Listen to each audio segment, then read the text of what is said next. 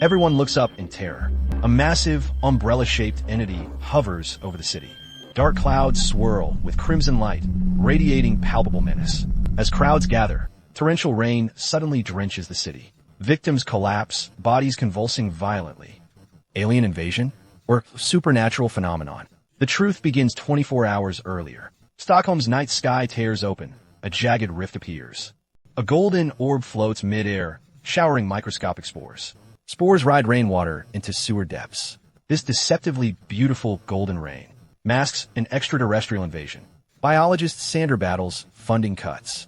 Her mycology research faces institutional neglect. Desperate for breakthrough data, she ventures alone into sewers for samples. Today yields unprecedented findings. Bizarre fungi cling to damp walls. Their twisted forms defy all known species. As Sandra touches them, the sky-born orb ripples imperceptibly. She remains oblivious. Documenting with her phone, she's interrupted by urgent calls. Sandra departs hastily.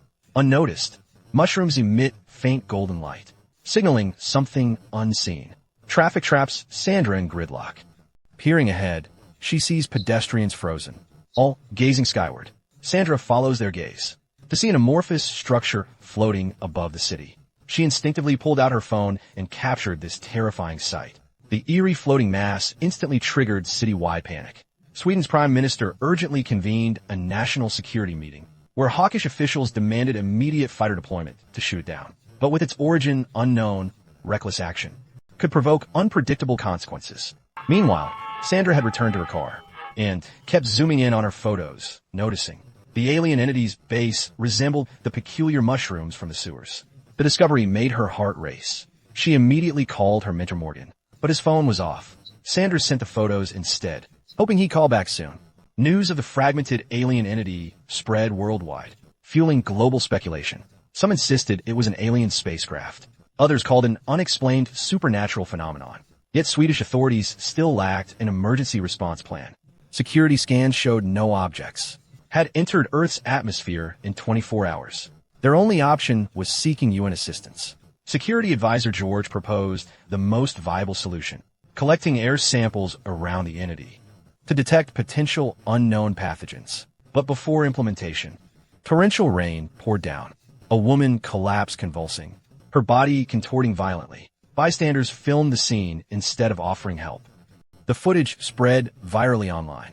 Public outrage converged on the aerial behemoth. All believed this was a biological attack by extraterrestrial life. After the storm passed, military drones launched close reconnaissance, yielding result. That chilled everyone to the bone. The anomaly maintained a constant 38 degrees Celsius temperature. This confirmed it wasn't mechanical, but an unknown life form. Rainwater analysis proved equally unsettling. No toxins were detected, yet they isolated a novel genetic sequence, unlike any known Earth organism. As data coalesced, a terrifying conclusion emerged. The skyborne entity was alien life that had penetrated Earth's atmosphere, undetected by any surveillance systems. Amid mounting panic, the Prime Minister convened emergency press briefing, announcing phased evacuation of Stockholm. Seeking safety, Sandra relocated to suburban house with boyfriend. Scrutinizing phone photos, she grew convinced the entity matched sewer mushrooms. To test her theory, Sandra stepped outside for clearer photographs. The entity suddenly blazed with golden radiance. Bewildered crowds stared skyward, unable to comprehend the meaning behind this spectacle. A bold idea struck Sandra. At dawn, while her boyfriend slept, it turns out Sandra plans to return downtown to examine the mushrooms in the sewers. But the downtown area is now sealed off. She lies about forgetting her asthma medication at home and passes through the checkpoint. Soon after, Sandra slips back into the sewer system because mushrooms are forming a message with soft golden light. Unbeknownst to Sandra, in a secure conference room, a military strike against the alien entity is being covertly planned. The Swedish military aims to strike first before U.S. forces intervene.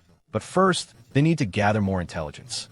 Safety consultant George risks his life by personally flying to the site. Yet, when he reaches the coordinates and activates the collection device, the alien suddenly emits a powerful gas plume. The seasoned pilot breaks into a cold sweat and immediately steers away. This isn't ordinary gas, but but highly flammable hydrogen that could level the entire city if ignited. Meanwhile, Sandra emerges from the sewers with a glowing mushroom sample for Professor Morgan. But his phone remains dead. After agonizing deliberation, she decides to visit the Research Institute. Time is running out for careful study. After learning of the alien presence, U.S. forces approach Sweden under the Space Security Act. The U.S. Embassy staff have evacuated. Military analysts predict an attack tonight. However, hundreds of thousands of people had not evacuated yet. The Prime Minister has no choice but to impose a temporary curfew to minimize potential casualties. But everyone here knows that if the alien entity is shot down, its falling wreckage would cause unimaginable devastation. Meanwhile, Sandra arrives at the Research Institute. She concocts a quick dashes into the lab, grabs the nearest electron microscope, stuffs it into her backpack, and darts out of the building. After ensuring she's alone, Sandra eagerly slices open the mushroom's cap. A golden, translucent liquid oozes out. Despite her years studying fungi, she's never encountered such a bizarre structure. Sandra quickly draws a sample into a vial, seeking a place to analyze it further. Moments later, she arrives at a biotech lab, abandoned due to the alien crisis. Only a lone puppy guards the courtyard. As Sandra climbs the iron fence, the puppy barks fiercely at her. In a panic, she pulls out her mushroom sample. To her surprise, the puppy sniffs it and immediately calms down. Without hesitation, she shatters the glass door and bursts into the lab. She drips the golden liquid into a bioanalyzer, revealing a high hydrogen content. Just as Sandra captures the readings, she hears approaching footsteps of security patrols. Hiding behind the door, she seizes a moment to flee outside. After scrambling over the fence, she discovers her car is locked. Her boyfriend calls. Many have received official alerts that the military plans to strike the alien entity, ordering immediate evacuation. Sandra is well aware. This alien organism contains massive amounts of hydrogen. If attacked, the entire city could be destroyed.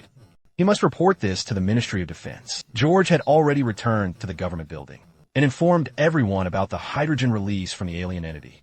George shares Sandra's view that any attack must be avoided at all costs. However, during his earlier approach to the entity, he captured a low-frequency sound wave. Researchers converted this into sound sequences and further decoded it into text, revealing a chilling message: surrender or face annihilation.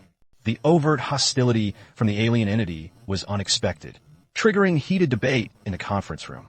Despite George's insistence on peaceful resolution, calls for retaliation dominated, until the Prime Minister made her decision to launch a missile strike against the alien entity before the Americans could act, even if it meant sacrificing the city. Better that than being destroyed defenseless. Meanwhile, Sandra arrived outside the government building, only to be stopped by guards. As she stood there in desperate frustration, a disheartened George emerged from the building.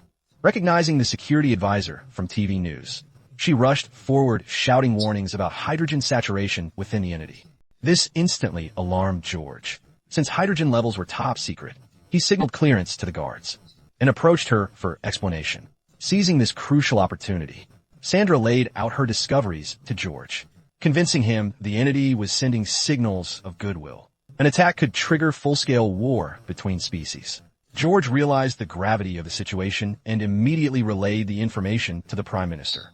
However, with less than an hour before the military's planned attack, and given Sandra's criminal record from years ago, along with her recent unauthorized lab intrusion, her conclusions held no credibility. In stark contrast, Sandra's mentor, Professor Morgan of Stockholm University's biology department, went on high alert upon seeing the photos Sandra sent. He personally inspected the anomalous mushrooms in the sewer tunnels. Sandra learned from George that officials dismissed her theory, yet she remained undeterred. If anything, it strengthened her resolve. Convinced the mushrooms linked to the alien entity, she believed they could establish communication through the fungal network. George volunteered to test this theory immediately, as his terminal liver cancer left him only months to live. He grabbed a mushroom chunk and swallowed it. A suffocating wave hit him, as the sofa seemed to liquefy beneath him, his body sinking deeper. When he reopened his eyes, he stood in a derelict house. A framed medal showcased his childhood triumph. Suddenly, a toy figure in the corner activated, recognizable as his father's birthday gift. Its message stunned him: "We come in peace." As consciousness snapped back to his body, George knew this was a communication channel. He seized another mushroom and ingested it. This time he materialized on a desolate highway. The toy figure in the roadside pit continues repeating its message of peace. Meanwhile, Sandra in the real world urgently whispers coordinates into George's ear repeatedly, hoping he'll relay them to the alien beings in the visionary realm. Tension hangs thick in the government meeting room. The military stands ready, awaiting the Prime Minister's final order. As her finger hovers over the launch button, George's do not fire message flashes on her phone. Simultaneously, monitors reveal the alien entity suspended above the city, slowly drifting away. A triumphant grin spreads across Sandra's face. It's moving precisely toward the coordinates she specified. The Prime Minister instantly aborts the missile strike. U.S. fighter jets peel off, just as relief washes over the room. But Mentor Morgan's emergency call shatters the calm. He insists the entity is a highly cognizant invasive substance, and humanity just missed its only chance to destroy it. The price, he warns, could be global annihilation. Now hovering over remote mountains, the entity's underbelly glows as a luminous sphere gently descends, its contents completely unknown. Messenger of peace or herald of invasion.